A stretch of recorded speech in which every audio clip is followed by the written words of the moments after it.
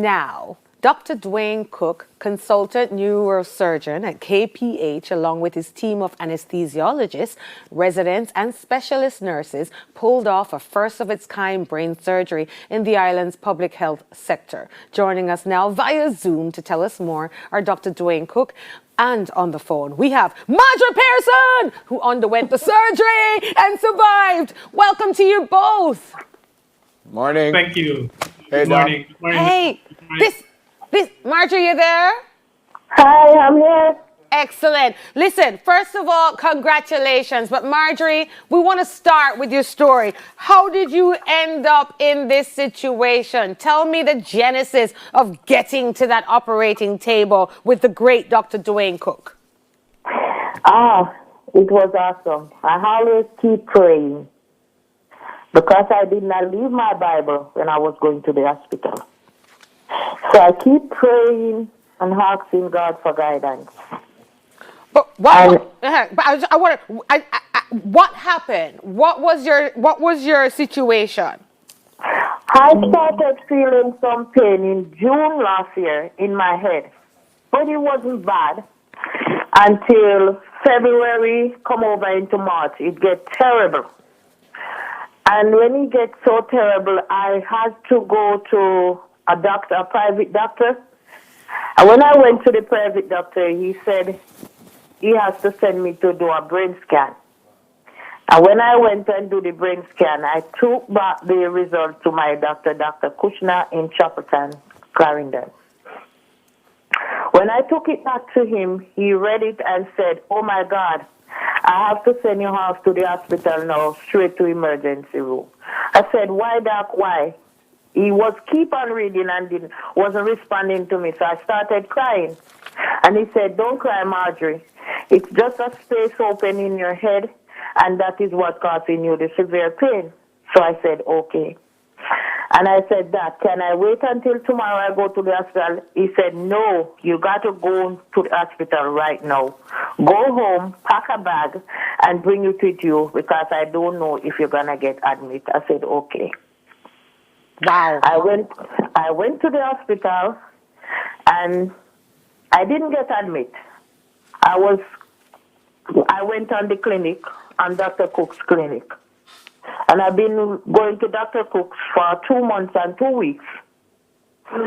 Until the 20th of May, I had a seizure.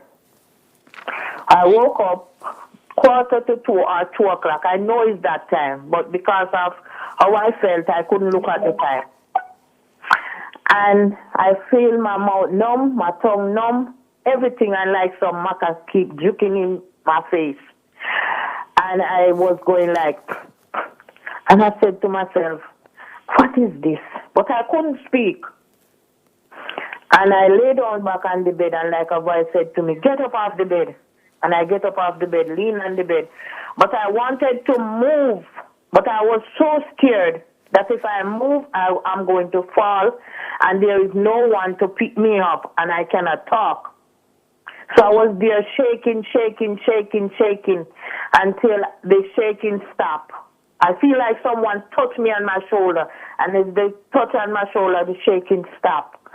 And I opened the door, go in the passage, and I was calling my sister, but the way I called my sister was like, "Hey, hey," and she said, "Mary," and I said, "Hey, hey," and I heard her open her door, so I went back in my room. When she came into my room, I was crying, and she said to me, "What happened?" And I was doing my hand and like, "Hey," I was telling her, "I don't know," but I could not talk. Her son came out from his room. He sent him to call my next sister, and she went and called my brother. When they came, but I know everything going on around me. Yeah. And when they came, my brother said to me, "What's wrong?" I said, And they said, "Okay, we're going to take her to the hospital."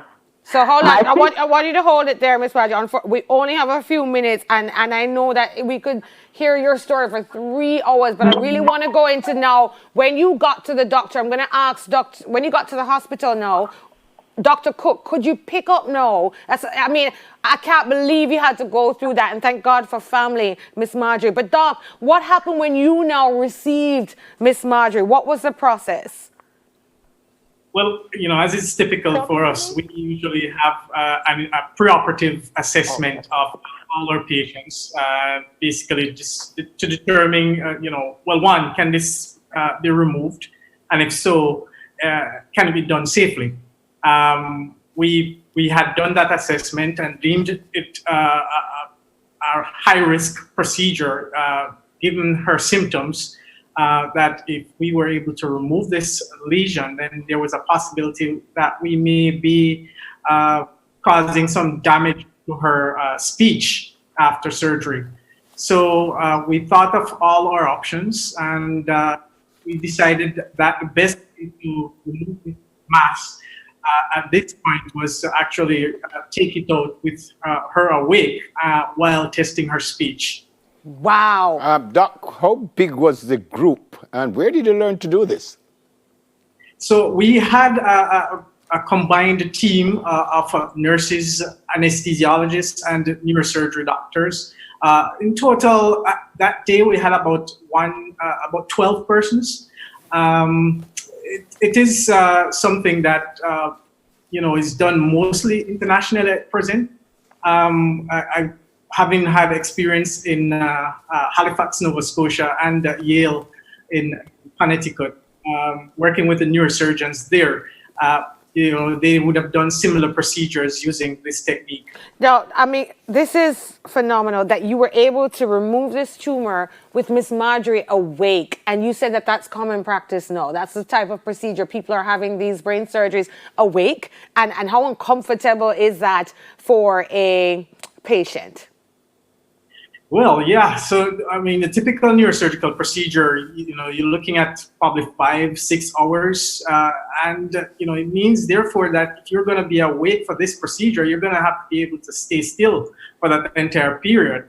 And I mean, exhaustion alone will cause you to want to move about, if not want to give up before the end of this procedure. So the typical awake procedure is not something that you take as your first choice for resection of any lesion in the brain.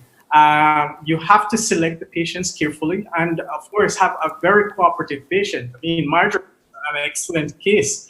She was very determined and a very brave person to have withstand this entire procedure without having any complaints throughout the procedure. Dr. Dwaine, how did you feel when she started to sing and all kind of thing? What happened when you heard the song come out? Well, first of all, I was very happy. I'm very reassured because at this point we were in the process of taking this tumor out, and of course, the main reason why we were doing this procedure was to ensure that we preserved her language after resection. So the fact that she was, she had the cognitive ability, one, to, recall a song and sing it word for word correctly, gave us, on both sides of the table, both anesthesiologists and surgeons, the comfort that we were doing the right thing at this point. Okay, post-op, what happens now? She's good to go, or she still has more procedures? So after surgery like this, I mean, generally speaking, if you had done a general anesthetic, you would be thinking of recovery of a few days after. Probably, you try to keep patients mobile. Marjorie, was out of bed by the next day. She had no deficits. She was, normal strength throughout. Her speech was normal. So she recovered very quickly. And that's the advantage of this type of procedure. Actually, in most developed centers, the patient typically go home very early after this procedure. She had done very well. And in fact, she is home now, continuing her recovery. And she's... Doc, we know that she's home. She started, and when we started the interview, she was talking. So you were successful. I'm going to ask Miss Marjorie. Doc, first of all, a credit to the caliber of skills at KPH. People say, oh, I'm not going to me, I'm coming to you at KPH. You hear? Anything happen, I'll see you there. Jamaica's Public Hospital, amazing staff. Congratulations. Miss Marjorie, I want you to take us out in song and show us what you were singing right there while having a brain operation, brain surgery. Awake. What song were you singing, Miss Marjorie? She gone? I was singing, I wonder what I have done to make the race so hard to run. I say unto my soul, don't you worry, the Lord will make a way somehow. Amen, amen, amen, Miss Marjorie. Well done, team. This is a very feel-good, successful story, and we're so glad that we could share it with our viewers locally and abroad. Dr. Dwaine Cooke, consultant neurosurgeon at KPH, and Marjorie Pearson, patient who underwent the surgery for the brain tumor. Good job. Feel good. Fantastic work, Dr. Dwaine. Thank you. And thank you both for joining us.